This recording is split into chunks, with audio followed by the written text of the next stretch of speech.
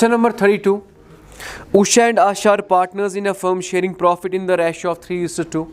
Their balance sheet on 31st March 2003 was as follows. Creditor है general reserve, bills payable, output CGST, output SGST, capital है उषा और आशा का, cash, debtor और इन्होंने provision रखा है वहाँ पे 4800 वही है. एंड आफ्टर दैट क्वेश्चन से स्टॉक, पेटेंट और बिल्डिंग इतना है. अब नई पार्टनर आ रही है नीलम. को सच है ईवान? Neelam is admitted into partnership giving her 1/5 share in the profit. Partner कौन कौन है पहले? उषा एंड आशा. या कसो कसा आक्षा उषा बेचा आशा या नो को सच पार्टनर ईवान नीलम. ठीक है बेटा. पहला पॉइंट है Neelam to bring 30,000 as her capital. Neelam जो कैपिटल ला रही है ना बेटा वो कितना ला रही है? 30,000. And to bring in her share of goodwill subject to the following terms. ना गुडविल क्या है फर्म मीन्स 50,000 या फिर जो गुडविल है ना फर्म की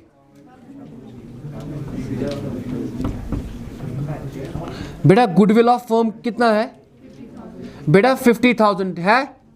अब बता तो नीलम का शेयर कितना है? नीलम share 1/5 into 50,000 that's equal 10,000. Is that clear? अब ये 10,000 किसे किसे देगा? ये उषा और जब हम कैपिटल अकाउंट बनाते हैं सबसे पहले यहां से तला भैया छॉप करे हो इधर नौकर कहां से हो? सबसे पहले हम लिखते हैं उषा और आशा का कैपिटल. जरा बता दीजिए उषा और आशा का कैपिटल क्या है? 40,000 यही है. फिर इसके बाद हम लाते हैं बाय कैश जो नीलम कैपिटल लाती है. बेटा कितना लाती है नीलम? क्या? हाँ, नीलम लाती है कैपिटल 30,000. Is that clear? अब मुझे बता दीजिए और इसके बाद प्रीमियम है ना, यहां पे क्या लिखते हैं? बाय प्रीमियम है 10,000. रेशो क्या है बेटा इनका? ये ओल्ड रेशो है. सर सैक्रिफाइसिंग नहीं दिया है. When sacrificing ratio is not given, old ratio becomes. Is that clear? So 3:2 है तो इसे 6,000 आएगा और इसे 4,000 आएगा. Are you getting my dear? चलो ये था यहां तक. इसके बाद क्वेश्चन कह रहा है, बात समझे बेटा. हो stock to be reduced by 10%. Stock जो है उसे कितना कम करना है? अगर स्टॉक का वैल्यू कम होगा या नफा के नुकसान, नुकसान का परेजी तो क्या लिखेंगे? To stock.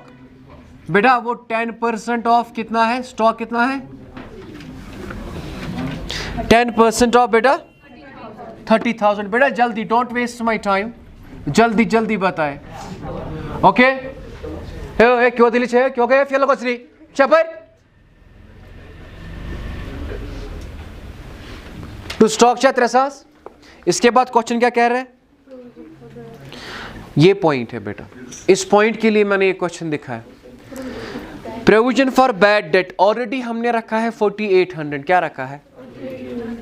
अब क्वेश्चन कह रहा है provision for bad debt B reduced bye 2400. आप कम करें. आपने 4800 रखा है ना, उतना नहीं रखना था, आपको कम करना है.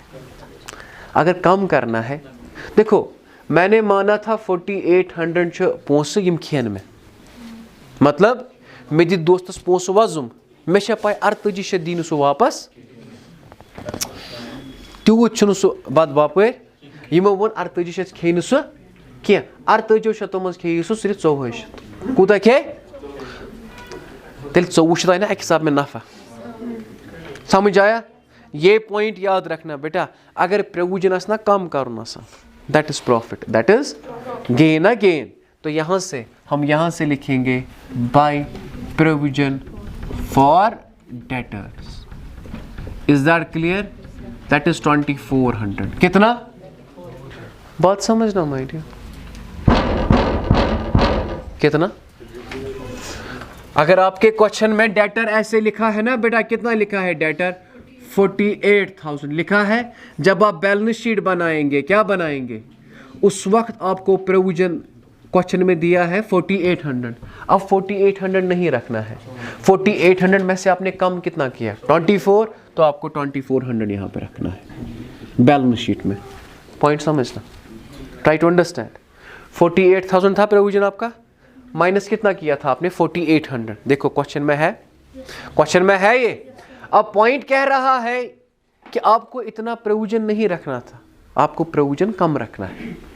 प्रोविजन हमें 4800 से कितना करना है 20, तो वही 24 आपको यहाँ पे माइनस करना है at the time of balance sheet. जब बैलेंस शीट बनाएंगे आपको डेटर्स को माइनस करना है कितना 2400, बस बाकी कुछ नहीं करना, ठीक है। अच्छा इसके बाद सर क्या जाओ नफा 24 क्या जाए नफा, अस कूत मोनमुत नुकसान गस कूत गस नुकसान, तेल ना 2400 नफा, यम 2400 नफा आए तिम लिखो यप, समझ आवा, टफ मा गो, टफ मा गो। इसके बाद कह रहा है पेटेंट्स और वैल्यूलेस, पेटेंट्स ना पेटेंट इन्हें कुछ नहीं आएगा, वैल्यूलेस मीन्स अथ ही कहें, अगर कहें ही नहीं नुकसान, नुकसान का परी तो पेटेंट्स इनका वैल्यू था 7400, अब कुछ नहीं आएगा, समझ आया और समझ आया नहीं। वैल्यूलेस का मतलब अस को तो बासान ये लाई 7400, मगर यह ना लाई ना, अगर न कहें लाई तेल गो ना सोरे नुकसान, तेल गो ना सोरे नुकसान, तेल गो ना सोरे नुकसान, ठीक है। इसके बाद there was a claim against the firm for damages amounting to 2000, the claim has now been accepted।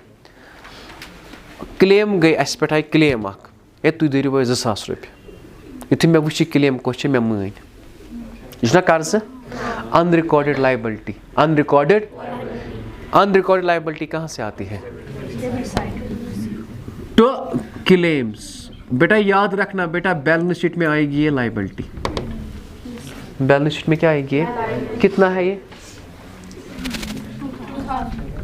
अब मुझे बता दो बेटा कौन सा साइड बड़ा है, बेटा डेबिट साइड बड़ा है ना, डेबिट साइड बड़ा है, 7 जगह 9 जगह 12 7 4 गो बस 12,400। अत ना रिवैल्यूएशन लॉस, प्लीज बेटा 12,400 माइनस 2400 यह कूत गो गोबरा, इस 10,000 ना ये आपको डिस्ट्रीब्यूट करना है एमंग उषा एंड आशा। यहाँ पे लिखेंगे बाय उषा बाय आशा। वन सा उषा रेशो क्या 3/5 बे 2/5, 3/5 इंटू 10,000, 2/5 इंटू 10,000 यह गो 6,000, यह गो 4,000, बस बस बाकी कहें।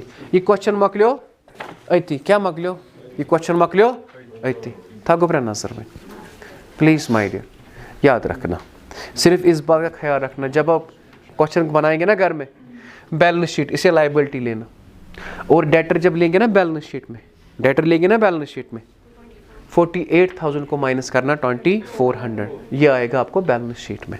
Okay my dear, now sir याद कसा जर्नल एंट्री गसन, याद गसन 3 journal entry got revaluation.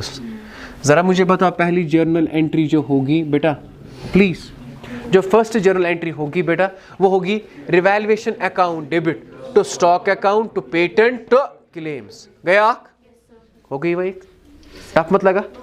Second journal entry provision for debtor account debit to revaluation. पहला क्वेश्चन है जिसमें प्रोविजन फॉर डेटर कहाँ से आया, क्रेडिट साइड, क्यों अच्छी काम करा, ठीक है। अब तीसरा, जरा तीसरी एंट्री बताओ, Usha account debit, Asha account debit to, done. यही 3 एंट्रीज होती है। अब बता दो मुझे, इसके बाद लिखते हैं ना हम cash account debit to Neelam capital account to premium account, फिर premium account debit to Usha capital account to, समझ आया।